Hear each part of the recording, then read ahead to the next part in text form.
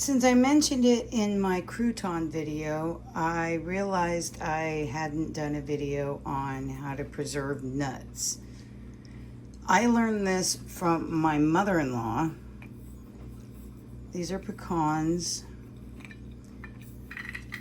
that I canned last year. And these are the walnuts. Have you ever bought a bag of walnuts? Pecans aren't as bad, but you ever buy a bag of walnuts and after a couple of months, as if they're on the shelf, they turn all oily and gross and you end up with bits of nuts that are almost look like they're dissolving in the bag? That will never happen if you do this. Now, my in-laws, they go all out. They go and buy a big, huge, like 50-pound bag of walnuts in the shell, crack them, put them in jars, that kind of thing. These I bought at Costco. So I bought the bags of nuts at Costco. I have not tried it with anything except these two. I would love to try macadamia nuts just to see how they do, and cashews, since both of those have more oils to them. I can't do this with peanuts because I have a peanut allergy. But anyway, so you take the nuts, you make sure there are no shells or anything in them. You put them in jars, however big you want, whatever. You put them in the oven.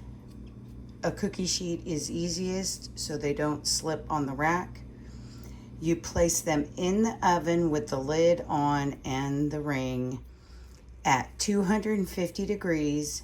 You bake it for 60 minutes. You pull them out, you let them cool, and they seal. And they are good for years, sitting on a shelf, as long as they're not in the sun and baking at 120 degrees or whatever. They will last forever. My mother-in-law, like I said, they do fresh nuts and all of that, and they were pulling out jars of walnuts that were 4 years old that tasted like they were warm from the sun, and you just cracked them, you just shelled them. It was amazing. But one of these days I will try some other nuts, maybe some seeds, see how I'm curious how something like sesame seeds, which go rancid really quick, sesame seeds or sunflower seeds, I'm curious how they would do. Of course, I'll need smaller jars. But that's it. It's so easy. And then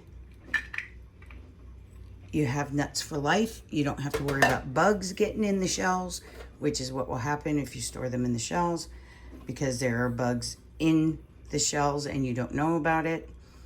But almonds are good too, doing this, but I just didn't have any. So, thank you.